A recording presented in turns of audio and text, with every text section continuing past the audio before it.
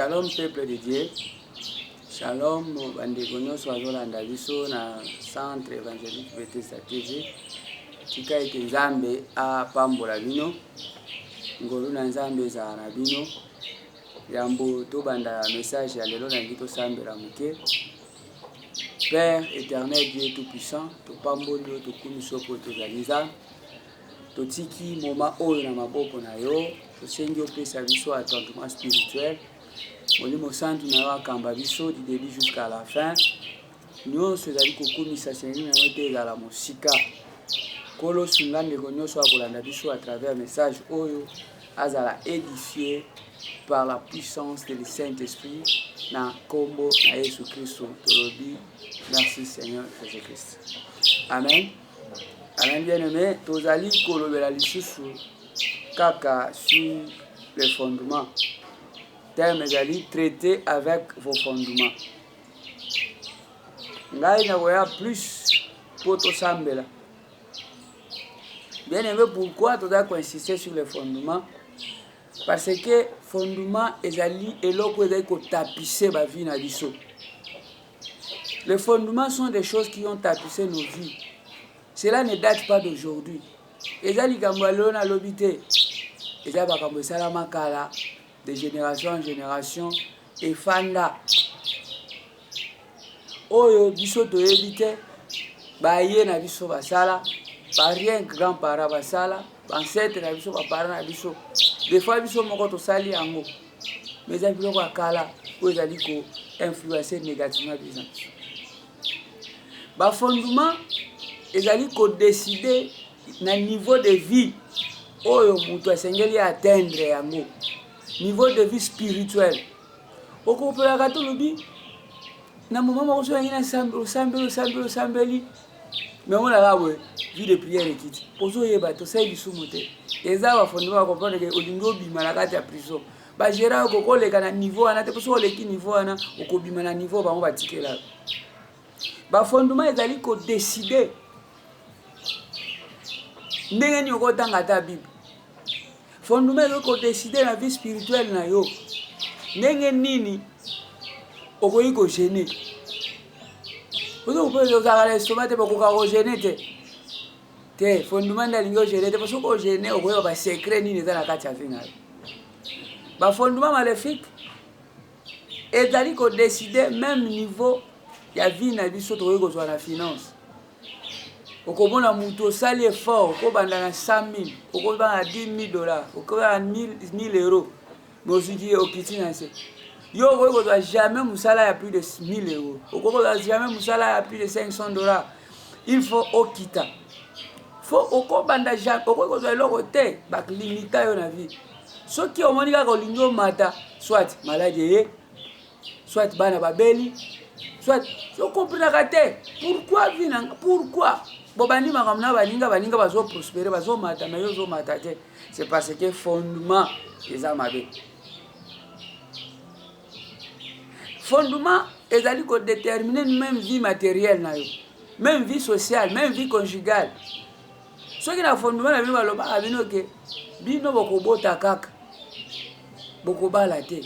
Bokomona mama botaki abalaki te, bana boboti, bobali te, bana tata mwasi ndenge moko bana.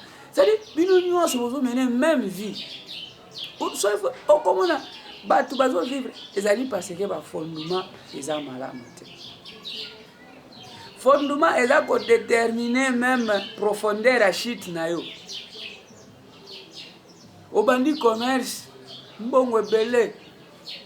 Mais fondement décide que yo kokwea na se okotika dana loko te.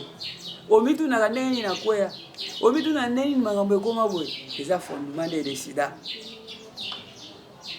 Fondement et décidaka. Nini osengeli okoma lobi. Bien aimé na votre exemple la famille na biso. Tozaki na fondement ezali mutu akoko tanga. Mais musala te. Oko ya Kinshasa okende poto suka fozonga village. Okende kwata bilanga. Okende kubuma banyama.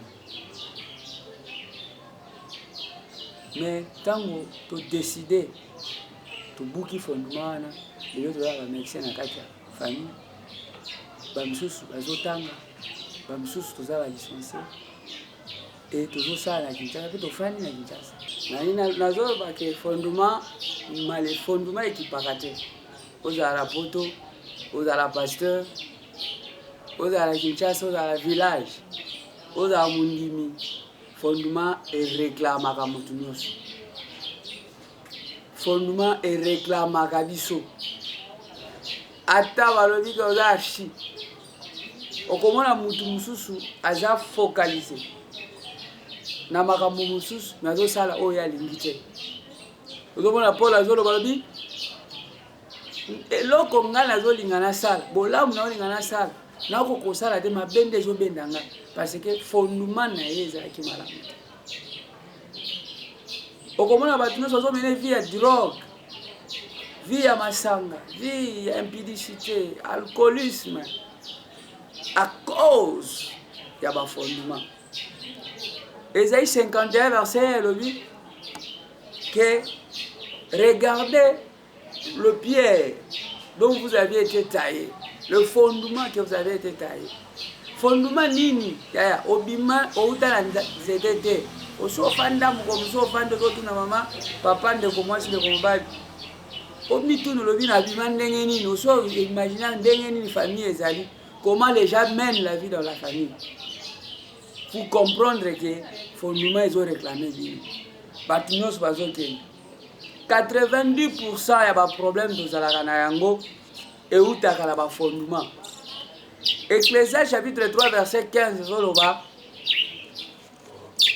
que mutu eloko moko te nyonso ezosala mesi esalama tala vie ozomene papa amena yango mama amena batata mwasi bamena bakoko bamena yango yeyo ozomona yango lisu lelo ebana na bazomene esengeli sikoyo totelema na priere nalingi tosambela nalingi tozwa temps ya priere zala concentré po ete toya kosambela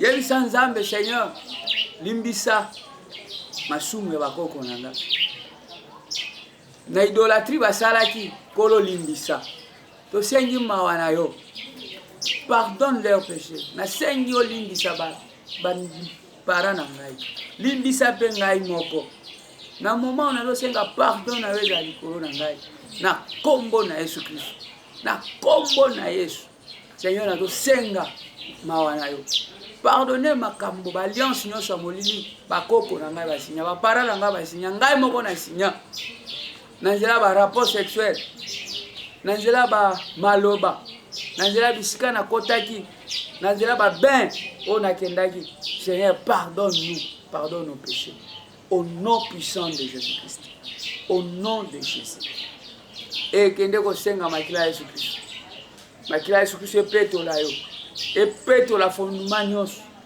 maléfique epetola fondement nyonso ya molili makila ya Yesu Kristo epetola fondement nyonso epetola corps âme esprit na yo makila ya Yesu couvrir yo makila ya Yesu couvrir ndako na yo makila ya Yesu couvrir bana na yo couvrir misala na yo couvrir conjoint na yo couvrir entreprise na yo couvrir ba projet na yo makila ya Yesu Kristo couvrir tout ce qui est en toi tout est bien dans le nom puissant de Jésus-Christ dans le nom puissant de Jésus yeme telema kende koyebisa nzambe lelo naza kotelema contre bafondement nyonso satanique oyo eza koloba contre vie na nga contre mariage na nga contre bénédiction na ngai spirituelle financière matérielle sociale et la vie et les bénédictions ya bana na ngai ya bénédiction ya mwasi na ngai ya futur mwasi na ngai makila na Yesu Kristo anéantir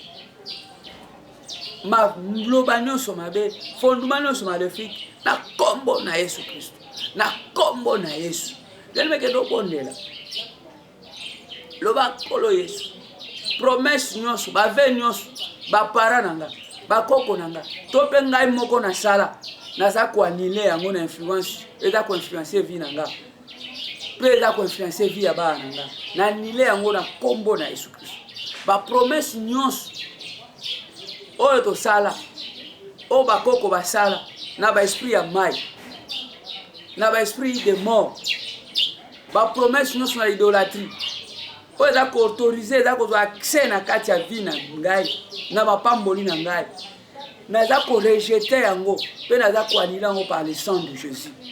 Rejete yango mpe anile yango par le sang de Jésus. Banda kobebisa yango kende tozobebisa kende koanile yango kende kobebisa yango kende kodétruire yango kende kobrise yango na kombo na Yesu. Promesse nyonso basala ba esprit des eaux anile yango na kombo na Yesu Kristo. Anile yango na nguya makila ya Yesu. Ba promesse nyonso basala na kombo na Yesu Kristo. Ozobondela ozobisa za répétez maloba osimana clause nyonso esalama alliance nyonso za koaffecte mpe za koempêche ngai na avancer ngai na réussir oza koaffecte destine na nga naza coordonné moto ya Molimo Santo econsume yango na kombo na Yesu Kristo. Insiste bien aimé buka clause wana panza yango epanzana na kombo na Yesu Kristo. Alliance wana eza koaffecte vie na yo eza koempêche yo avancer eza koempêche yo réussir ezala brise na kombo na Yesu Kristo. Ezala brise na kombo na Yesu Kristo. Ezala brise na kombo na Yesu Kristo. Ezala brise na kombo na Yesu Kristo. Au nom puissant de Jésus. Kende koboya réclamation bien aimé bafondement réclamaka biso bafondement réclamaka biso kende koboya siko réclamation nyonso ya ba esprit de mort réclamation nyonso eza contre vie na yo euti na alliance basala na bakoko oyo ezo réclame yo kende couper communication nyonso oyo eza kosalama na kati ya mariage na yo na kati ya vie na yo na ba bénédiction na yo na kombo na Yesu Kristo. Réclamation wana ezala brise réclamation wana ezala brise réclamation wana ezala brise réclamation wana ebukana réclamation ebukana réclamation ebukana réclamation ebukana na kombo na Yesu Kristo. Réclamation ebukana na kombo na Yesu Kristo. Réclamation wana ebukana na kombo na Yesu Kristo. Kende koyebisa porte nyonso ya fondement maléfique ekangama ekangama na kombo na Yesu Kristo. Ekangama na kombo na Yesu Kristo. Ekangama na kombo na Yesu Kristo. Ekangama na kombo na Yesu Kristo. Kende ko déclarer semence nyonso ya échec semence nyonso ya pauvreté oyo baplanta na fondation ya vie na yo ezala brûlé par le feu de Dieu. Semence nyonso contre mariage contre conception contre fécondité na vie na yo semence wana ezala déraciné ezala consumé par le feu ezala consumé par le feu ezika na kombo na Yesu Kristo ezika na kombo na Yesu Kristo ezika na kombo na Yesu Kristo na vie ezala brisé ezwa enabi semence wana to déraciné yango par le feu au nom puissant de Jésus-Christ et tozobondela yebisa makila na Yesu Kristo moto ya Molimo Santo moto ya Nzambe est localisé peut détruire totalement en forme nyonso ya fondation prêtre nyonso azali oaza kotala makambo etali fondation prêtre wana azala brisé na kombo na Yesu Kristo azala paralysé na kombo na Yesu Kristo au nom puissant de Jésus au nom puissant de Jésus nalingi kotombola maboko senga double onction ya Saint-Esprit double onction ya moto na Nzambe ekita likolo na yo alliance nyonso ezala brisé yamba nguya na Nzambe yamba nguya na Nzambe. La distance n'est pas une barrière. J'ai besoin seulement de ta foi. Touche l'écran de ton téléphone ou de la télé ou de ton ordinateur. Nguya na Nzambe affecté vie na yo yamba yango na kombo na Yesu Kristo. Nyonso ekangamaki a cause ya fondement efongwa kobota efongwa Zamba plasio na musala malamu Zamba fandiso na misala malamu Zamba peso musala malamu Zamba peso musala oza rentable Zamba positionner vie na yo Zala positionner na kombo na Yesu Kristo. Yo za malade à cause ya fondement malade wana ezwa guérison maintenant yamba nguya na kombo na Yesu Kristo. Reçois la guérison au nom puissant de Jésus-Christ. Que le Dieu tout-puissant te touche là où tu es dans le nom de Jésus-Christ. Au nom de Jésus. Nous avons ainsi prié. Amen. Bien-aimé, Nzambe apambola yo. Grâce, faveur, miracle, surnaturel Nzambe et accompagné yo. Nayebi ete sambo ya kosala, seule ta foi pourra te sauver et te faire sortir na ba fondement. Linga Nzambe, pesa ba moyen pa na Nzambe. Okomona loboko na ye.